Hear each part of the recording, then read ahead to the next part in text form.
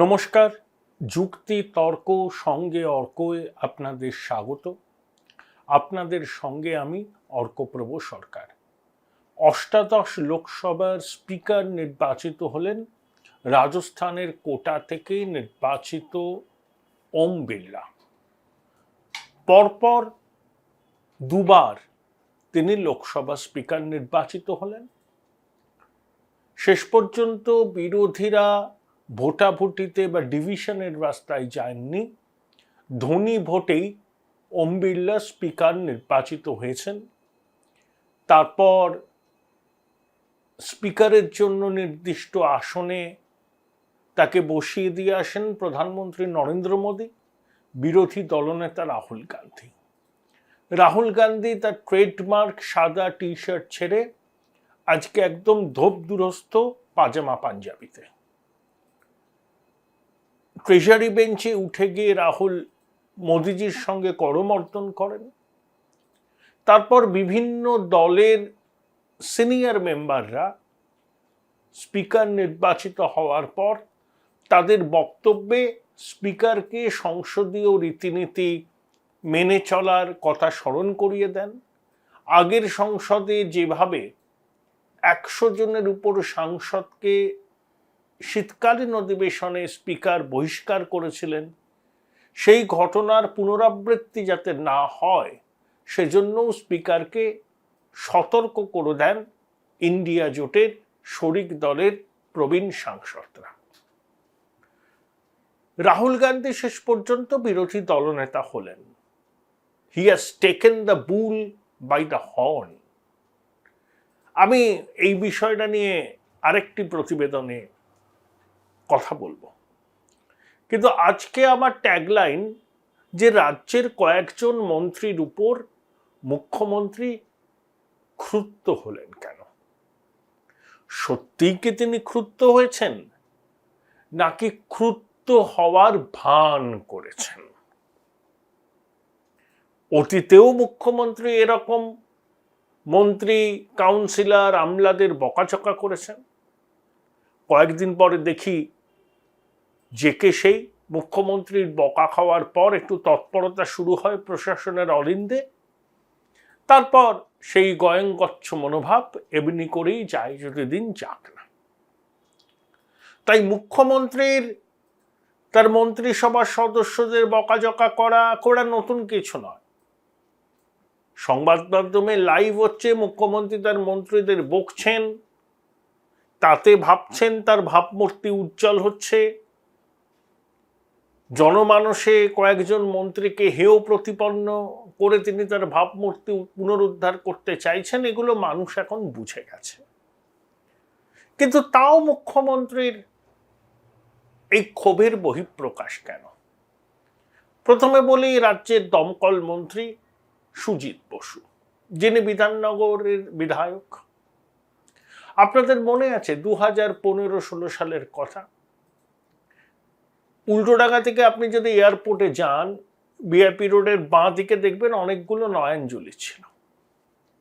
সেই নয়নজুলিগুলো আজকে আর নেই। 2015-16 সালে এই নিয়ে বিস্তর বিতর্ক হয়। জাতীয় পরিবেশ আদালতের নির্দেশে পূর্ত দপ্তর নয়নজুলিগুলোকে আগের অবস্থায় ফেরত দেবার চেষ্টা করে। নির্দেশ ছিল পরিবেশ দপ্তরের, পূর্ত দপ্তরকে উদ্যোগী হতে হবে। রাজ্য আবার সেটাকে চ্যালেঞ্জ করে আদালতে যায়। সুজিত আবার মন্ত্রীও হয়ে যান।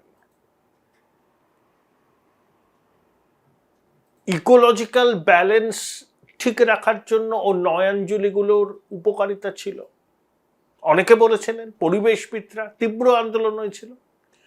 বিধানসভায় রাজারহাট নিউ টাউনের তৎকালীন বিধায়ক সব্যসাচী সরাসরি এই নয়নজুলি ভরাটের পিছনে সুজিত বোস দায়ী বলে উল্লেখ করেছেন। কিন্তু ভরাট কি রোখা গেছে? একের পর এক বহুতল রেস্টুরেন্ট তৈরি হয়েছে, গাড়ি পার্কিং এর ব্যবস্থা হয়েছে, স্কোয়ার ফিট পিছু মূল্য বেড়ে গিয়েছে। সল্টলেকে সরকারের জমিতে জবরদখলকারীরা বসেছেন, বস্তি তৈরি হয়েছে। বহু জায়গায় ফাঁকা জমিতে ইট কাঠ বালির সিন্ডিকেটের ব্যবসা হচ্ছে, কেউ কেউ বাঁশগোলা করেছেন। শ্রীভূমি লেকটাউন অঞ্চলের পুরোটাই সুজিত বোসের অনুরাগীরা চালান। সুজিত যখন সাউথ দমদম মিউনিসিপ্যালিটির ভাইস চেয়ারম্যান ছিলেন আর চেয়ারম্যান ছিলেন পাঁচু রায়, পাঁচু রায়ের সঙ্গে সুজিত বাবুর বিরোধ মারাত্মক আকার ধারণ করেছিল, কারণ পাঁচু রায় কখনোই বেআইনি কনস্ট্রাকশনে সায় দিচ্ছিলেন না। নবান্নে পাঁচু রায়কে তলব করা হয়, শোনা যায় পাঁচু রায় সেখানে খুব অপমানিত হন। তাকে নাকি শীর্ষমহল থেকে বলা হয়েছিল, দল চালাতে তো পয়সা লাগে, আপনি এটা বোঝেন না। তারপর ওই বিল্ডিংয়ের লাইসেন্স অনুমোদনের দায়িত্ব পাঁচু রায়ের হাত থেকে সুজিতের হাতে যায় এবং সেখানে সুজিত বসুর ঘনিষ্ঠ লোকেরা তারপরে তার সুফলও পেয়েছিলেন বলে কান পাতলে শোনা যায়। পাঁচু রায় যখন লড়াই করেছিলেন, অনেকে বলেন করেছিলেন, যে বেআইনি নির্মাণের বিরুদ্ধে, তিনতলা বাড়িকে পাঁচতলা বাড়ির ছাড়পত্র দেওয়ার বিরুদ্ধে, তখন পাঁচু রায়কে দায়িত্ব থেকে সরাবার জন্য সুজিত ঘনিষ্ঠরা উদ্যোগী হন এবং মুখ্যমন্ত্রী হস্তক্ষেপ করেন এবং পাঁচু রায়ের হাত থেকে ওই বিল্ডিংয়ের লাইসেন্স টাইসেন্স দেওয়ার ক্ষমতা কেড়ে নেওয়া হয়। এখন মুখ্যমন্ত্রী বলছেন কম্পিটিশন করে লোক বসাচ্ছে সুজিত, যে ওই রাস্তা দিয়েই তো মুখ্যমন্ত্রী যাতায়াত করেন এয়ারপোর্টে, সুজিতের পুজো অনেকবার উদ্বোধন করেছেন। 15 সালের আগে ওখানে কি ছিল, এখন কি ছিল, আপনি মুখ্যমন্ত্রী নিশ্চয়ই দেখতে পান। আসলে পুরোটাই চোখে ধুলো দেওয়ার চেষ্টা। যদি বিধাননগরে বিজেপির ফল ভালো না হতো, বিধাননগর বিধানসভা যারা বারাসাত লোকসভা কেন্দ্রের মধ্যে পড়ে, তাহলে সুজিত বাবু এই কড়া কড়া কথা শুনতেন না। যেহেতু ফলাফল খারাপ হয়েছে, লেকটাউন অঞ্চলে হয়েছে, সল্টলেকেও হয়েছে, তাই সুজিত বাবুকে এইসব কথা শুনতে হয়েছে। এগুলো চোখে ধুলো দেওয়ার প্রয়াস ছাড়া আর কিছুই নয়। সল্টলেকে সেক্টর 5-এ, হাতিবাগানে, গড়িয়াটে ফুটপাত থেকে অবৈধ জবরদখলকারীদের সরাবার উদ্যোগ নিয়েছে প্রশাসন। আমার মনে পড়ে যাচ্ছে সেই আজ থেকে 28-29 বছর আগের কথা, অপারেশন সানশাইন। সেটা ছিল এক দুর্লভ রাজনৈতিক সদিচ্ছার প্রমাণ। কান্তি গাঙ্গুলি, সুভাষ চক্রবর্তী, সিপিএম এর মধ্যে এইসব নিয়ে অনেক মতবিরোধ হয়েছিল। আমি উত্তর কলকাতার ছেলে, অপারেশন সানশাইনের 2 দিন পরে হাতিবাগান মোড় থেকে শ্যামবাজার মোড় পর্যন্ত হাঁটলাম, ওই রাধা শ্রী উত্তরা দর্পণার পাশ দিয়ে। আগে ওই রাস্তায় হাঁটা যেত না, ডিজেলের পোড়া গন্ধ, ফুটপাত থেকে লোক রাস্তায় চলে আসছে, ট্রাম চলছে, অটোর ভিড়, কহতব্য নয় এমন একটা দশা। তারপর যখন হেঁটেছিলাম যেন প্রাণ খুলে অক্সিজেন নিতে পারছিলাম। হাতিবাগান আবার আগের অবস্থাতেই ফিরে গেছে, অপারেশন সানশাইন করে কোনো কাজ হয়নি। এই যে কসবাতে হকারদের পুনর্বাসনের ব্যবস্থা করা হয়েছিল, কিছু হকার উঠেছেন, কিন্তু গড়িয়াহাট আছে সেই গড়িয়াহাটে। এখন বিলম্বিত বোধোদয় করে কি হবে? কারা বসিয়েছে ওনাদের? ডালা পিছু টাকা দিতে হয় নাকি স্থানীয় মাতব্বরদের? এদের জীবন জীবিকা যাতে অক্ষুণ্ণ থাকে সেটাও উদ্যোগ নিতে হবে এবং একই সঙ্গে ফুটপাতকে মানুষের চলাচলের উপযুক্ত করতে হবে। শুধু গড়িয়াহাট, হাতিবাগান, সেক্টর 5 বলবো কেন, ধর্মতলা দেখুন, গ্র্যান্ড হোটেলের নিচ থেকে একেবারে কার্যত ওই কিড স্ট্রিটের মুখ অব্দি ভালোভাবে আপনি হাঁটতে পারবেন না ফুটপাত দিয়ে। সেখানেও ব্যবস্থা নেওয়ার দরকার, কিন্তু রুটি রুজির সংস্থানটাকে টিকিয়ে রেখে। হাওড়ার কথা তো কহতব্য নয়, ওখানে ছোট গলির মধ্যে অ্যাম্বুলেন্স ঢুকতে পারে না, দমকলের ঢুকতে পারে না। এই যে শালিমারের কাছে গঙ্গার গায়ে প্রায় 25-27 বিঘে জমি ছিল, তৃণমূলে ছিলেন মেয়র, এখন বিজেপির প্রার্থী হয়েছেন রতিন চক্রবর্তী, যাকে মুখ্যমন্ত্রী রতিন সব নষ্ট করেছে বলে দেখে দিলেন, তিনি ওই 27 বিঘা জমিতে স্টেডিয়াম করতে চেয়েছিলেন। ববি হাকিমকে দিয়ে উদ্বোধনের কথা ছিল, কিন্তু সে উদ্বোধন তো হলো না, সেখানে নাকি এখন ফ্ল্যাট উঠছে। Join Indian Institute of Hotel Management now. Right choice, right decision. Mamata জয়সওয়ালের পর থেকেই শুরু হয়েছে এই তাণ্ডব। বেআইনি নির্মাণ, 3 তলার অনুমোদিত নকশা, বাড়ি হচ্ছে 5 তলা, সবাই জানে। হাওড়ার তৃণমূল কংগ্রেসের যিনি প্রতিষ্ঠাতা সদস্য, রাজ্যের মন্ত্রী, তিনিও জানেন। এখন দায় ঝেড়ে ফেললে তো হবে না। প্রসূন ব্যানার্জি জানেন, সুজয় চক্রবর্তী জানেন, রথিনবাবু জানেন, বিধায়করা সবাই জানেন, সব জানেন। জানা সত্ত্বেও মদত দিয়েছেন, আধিকারিকরাও মদত দিয়েছেন। আর সরকারি জমি অনেক জায়গায় জবরদখল আছে। কিন্তু মুখ্যমন্ত্রীর এই রোষ সুজিতের উপরে, অরূপ রায়ের উপরে, ববি হাকিমের উপরে, তার কারণ হচ্ছে নির্বাচনে ভালো ফল না হওয়া, বিশেষ করে পুরসভা অঞ্চলগুলোতে, শহরাঞ্চলগুলোতে। যেমন নির্বাচনের আগে গার্ডের নিচে বাড়ি ভেঙে পড়লো, 13 জন মারা গেলেন। ববি হাকিম কি সুন্দরভাবে পুরসভার ইঞ্জিনিয়ার, পুলিশের উপর দায় চাপিয়ে দিলেন, আর যে কাউন্সিলর কোটি কোটি টাকা দামের গাড়ি চড়ে ঘোরেন, তিনি একেবারে ধোয়া তুলসী পাতা। অর্থাৎ কাউন্সিলরদের বাঁচাতে গিয়ে ববি হাকিম শুলে চড়ালেন পুলিশ এবং বিল্ডিং বিভাগের ইঞ্জিনিয়ার এবং আধিকারিকদের। এটাও মানুষ ভালোভাবে নেয়নি।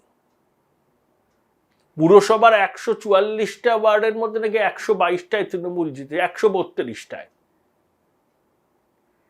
এই যে বাই ইলেকশন হলো না সুব্রত মুখোপাধ্যায়ের মৃত্যুর পর বালিগঞ্জে, 2-3টে এমন ওয়ার্ড আছে যেখানে তৃণমূল হাজার হাজার ভোটে জিতেছিল। সেই বাই ইলেকশনে দেখা গেল সেই ওয়ার্ডগুলোতেই তৃণমূল হেরেছে। পুরসভার ভোট এই রাজ্যে কিভাবে হয় সেটা আমরা জানি। ভোটের নামে প্রহসন হয়। আর যখন জাতীয় নির্বাচন কমিশন নির্বাচনের দায়িত্ব নেন, তখন এই কি বলবো আর কি, অবাধে ছাপ্পা ভোট লুটের কাণ্ড কারখানা তো করতে পারে না। তাও অনেক জায়গায় হয়, করতে পারে না বলেই কলকাতা পুরসভার 47টা ওয়ার্ডে শাসক দল পিছিয়ে যায়। আর যে ওয়ার্ডগুলোতে তারা জিতেছে সেখানেও ব্যবধান খুব বেশি নয়। তাই 2026-এর ভোট, তাই মুখ্যমন্ত্রী এখন ধমকাচ্ছেন, চমকাচ্ছেন। বর্ষাবেন না, দেখবেন যাদের দিকে তিনি অভিযোগের আঙুল তুলেছেন, বলছেন কম্পিটিশন করে লোক বসাচ্ছে বেআইনি ভাবে। কলকাতার মেয়র এবং পুরমন্ত্রীর বিরুদ্ধে অভিযোগের ক্ষোভের জ্বালামুখ খুলে দিয়েছেন, কিন্তু তারা কিন্তু স্বপদেই বহাল থাকবেন। অর্থাৎ চোখে ধুলো দেওয়ার কৌশল। মুখ্যমন্ত্রী সর্বরোগ বিশল্যকরণী, তিনি মানুষের সেবায় নিয়োজিত, কিন্তু তার অধস্তন লোকজনের অনেকেই মুখ্যমন্ত্রীর এই কমিটমেন্ট বুঝতে পারছেন না মানুষের প্রতি। তাই মুখ্যমন্ত্রী বকাচকা করেছেন, সমঝে দিয়েছেন। পুরো এলাকায় ফলাফল খারাপ হওয়ার পিছনে কারণ শুধু পুরো পরিষেবা নয়, স্বাধীনতা উত্তর পশ্চিমবঙ্গের সব থেকে বড় বড় আর্থিক অপরাধগুলো এই জমানায় সংগঠিত হয়েছে। এটা কেউ অস্বীকার করতে পারেন না। তার অভিঘাতও পড়েছে শহরে, শহরাঞ্চলে। শুধু পুরো পরিষেবা, রাস্তায় জঞ্জাল, খারাপ রাস্তা, আলো নেই, কারণ খারাপ ফলের পিছনে একটা কারণ হতে পারে, কিন্তু এটাই একমাত্র কারণ নয়। র্যাম্প্যান্ট করাপশন শহর ও শহরাঞ্চলের মানুষ সমর্থন করেনি। তাই মুখ্যমন্ত্রী এখন চোখে ধুলো দিতে চাইছেন, স্রেফ চোখে ধুলো দিতে। ভিআইপি রোডের দ্বারে নয়নজলি ভরাট করা মুখ্যমন্ত্রী জানতেন না? হতে পারে, সব জানতেন, কিচ্ছু বলেননি। এখন বলছেন, যেহেতু পিছিয়ে পড়েছেন। হাওড়ায় কি হয় মুখ্যমন্ত্রী জানতেন না? গঙ্গার পশ্চিমকুল বারাণসীর সমতুল বলে তিনি নবান্নে অফিস ট্রান্সফার করেছিলেন। 500 বছরের পুরনো শহরে পুরো পরিষেবা যে কতটা বেহাল তিনি জানতেন না। হঠাৎ করে তিনি ঘুম থেকে জেগে উঠলেন, হাইবারনেশন থেকে। সব দোষ চাপিয়ে দিলেন রথীন চক্রবর্তীর ঘাড়ে। পুরোটাই আইবাস, চোখে ধুলো দেওয়ার কৌশল। এই মন্ত্রীরা বহাল তবিয়তে থাকবে, কিছুদিন প্রশাসনের উদ্যোগ হবে দখল মুক্ত করার, আবার যে কে সেই। রাজ্যের মানুষ দেখলো মন্ত্রীদের কাজকর্মে তিনি অখুশি, অসন্তুষ্ট, তাদের কার্যত দোষী ঠাউরে দিলেন। তারপরেও সেই মন্ত্রীরা কি করে মন্ত্রিসভায় থাকে, এই প্রশ্নটাকেও যদি তোলেন, সেটা কি খুব অবিবেচকের মতো তোলা হবে? আপনারা উত্তর দেবেন।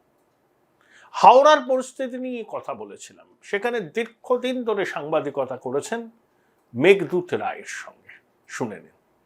মেঘদূত, মুখ্যমন্ত্রী নবান্নে সভাঘর থেকে যে কথাগুলো বললেন, তুমি হাওড়ারই মানুষ, ওখানেই সাংবাদিকতা করো, জন্মও তোমার, যে 3 তলা বাড়িকে 5 তলা করে দিচ্ছে, গলিতে অ্যাম্বুলেন্স দমকল ঢুকতে পারবে না, এসডিও একজনের নাম বললেন অমৃতা রায় বর্মন, অরূপ রায়কেও তিনি ছাড়লেন না। ওভারঅল মুখ্যমন্ত্রীর তোলা অভিযোগগুলো বাস্তবের মাটিতে দাঁড়িয়ে কি মনে হচ্ছে, কতটা সত্যি? না, মুখ্যমন্ত্রীর যে অভিযোগ সেটা 100% সত্যি, এ বিষয়ে কোনো সন্দেহ নেই। আবার মুখ্যমন্ত্রীর কানে যে এরকম অভিযোগ আগে পৌঁছয়নি বা মুখ্যমন্ত্রী জানতেন না, এমনটাও নয়।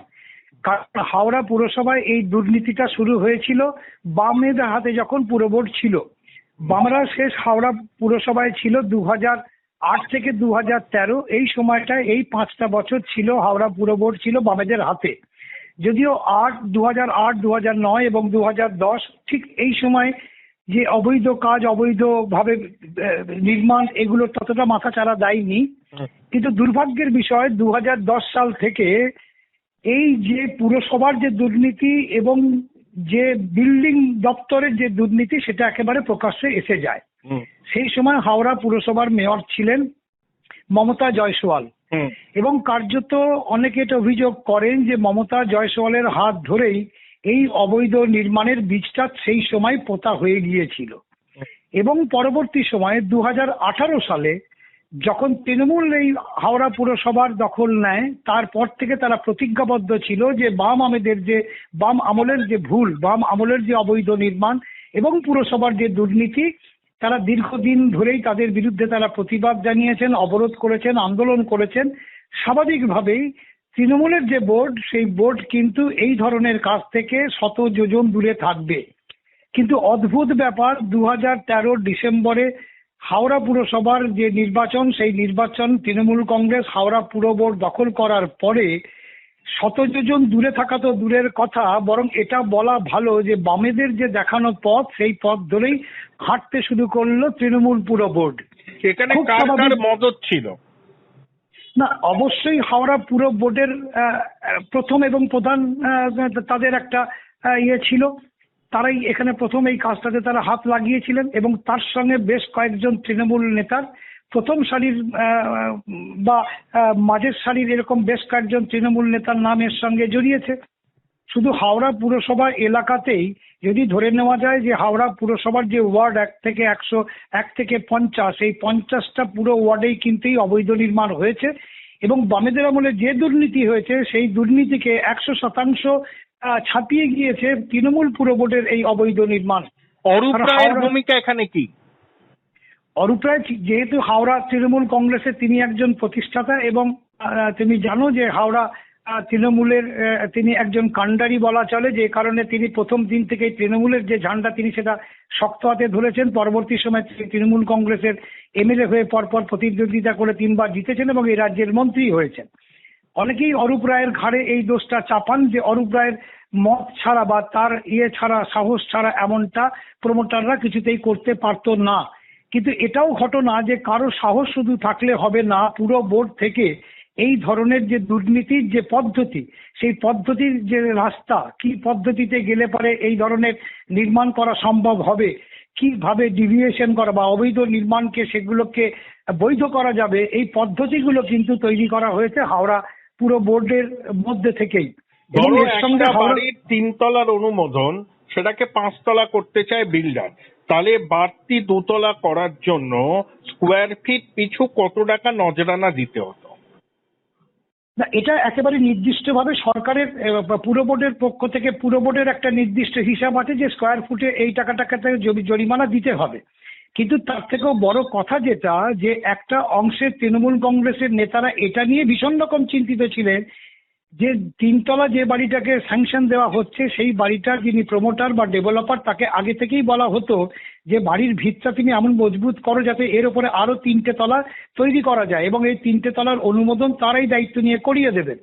তাদের হিসাব এটাই থাকতো যে স্কোয়ার ফুট প্রতি খুব কমপক্ষে 300 থেকে 400 টাকা ধার্য করা হতো, এবং এই মোটা অঙ্কের টাকা 18 থেকে একেবারে 5টা বছর, মানে শেষ মাফ করবে, যে 2013 থেকে 18 সাল পর্যন্ত এই যে 5টা বছর তৃণমূল পুর বোর্ড ছিল, এখান থেকে কোটি কোটি টাকা এখান থেকে কিন্তু তৃণমূলের নেতারা এখান থেকে তুলেছেন বলে অভিযোগ। এবং এর সঙ্গে হাওড়া পুরসভার দায়িত্বপ্রাপ্ত বেশ কিছু পদস্থ কর্তাও এর সঙ্গে জড়িত, যে কারণে মাননীয় মুখ্যমন্ত্রী মমতা বন্দ্যোপাধ্যায় বলেছেন যে সরকার এবং অ্যাডমিনিস্ট্রেশন লেভেলের কাউকে টাকা পাইয়ে দিয়ে এই রকম ধরনের ছাড়পত্র নেওয়ার যে প্রক্রিয়া, সেটাও তার কানে গিয়ে পৌঁছেছে। আচ্ছা, আর একটা প্রশ্ন, সেটা হচ্ছে রথীন চক্রবর্তীর গাড়ি মমতা দোষটা চাপিয়ে দিলেন, কিন্তু রথীন চক্রবর্তী যখন মেয়র ছিল, আমি যতদূর জানি শালিমারের কাছে একটা 25 বিঘা জমি ছিল গঙ্গার ধারে, সেখানে উনি স্টেডিয়াম করার কথা বলেছিলেন, পুরমন্ত্রীকে উদ্বোধন করানোর কথা ভেবেছিলেন, কিন্তু পুরমন্ত্রীও আসেনি। সেই জমি পরবর্তীকালে নাকি আবাসনের জন্য কাজে লাগানো হচ্ছে, এটা কি সত্যি? না, ঘটনাটা এটাই যে শুধু হাওড়ার একটা 25 বিঘে জমি এমনটা নয়, হাওড়া পুরসভার জমি, হাওড়া ইমপ্রুভমেন্ট ট্রাস্টের জমি, এগুলো সরকারি যে সমস্ত জমিগুলো রয়েছে এগুলো বেশ কিছু ইতিমধ্যেই দখল হয়ে গিয়েছে, এবং যেগুলো দখল হয়ে গিয়েছে সেগুলো সরকারি কর্তারা জানতেন না, বিভিন্ন বিভাগীয় দপ্তরের উচ্চপদস্থ কর্তারা জানতেন না, এমনটা একেবারেও নয়। কিন্তু স্থানীয় কিছু নেতার মদতে বা স্থানীয় কিছু যারা করিতকর্মা লোক আমরা যাদেরকে বলি, বাহুবলী লোক যাদেরকে বলি, অর্থবান মানুষ যাদেরকে বলি, তারাই এগুলোকে সেটিং করেছেন, এবং তারপরে এই সরকারি সম্পত্তিগুলো ধীরে ধীরে বাজেয়াপ্ত তারা সেগুলো নিজেদের দখলে নিয়ে নিয়েছেন, যেটা মুখ্যমন্ত্রীর নজরে আগেই এসেছিল, এবং শেষ পর্যন্ত তার কাছে বিভিন্ন জায়গা থেকে অভিযোগ আসে, তিনি সেই অভিযোগ খতিয়ে দেখেন তার বিভিন্ন ইন্টেলিজেন্সের মাধ্যমে, এবং তিনি একেবারে নির্দিষ্টভাবে তিনি সেই অভিযোগগুলোকেই তিনি তুলে ধরেছিলেন সেদিনের নবান্ন থেকে। আচ্ছা, ধন্যবাদ মেঘদূত।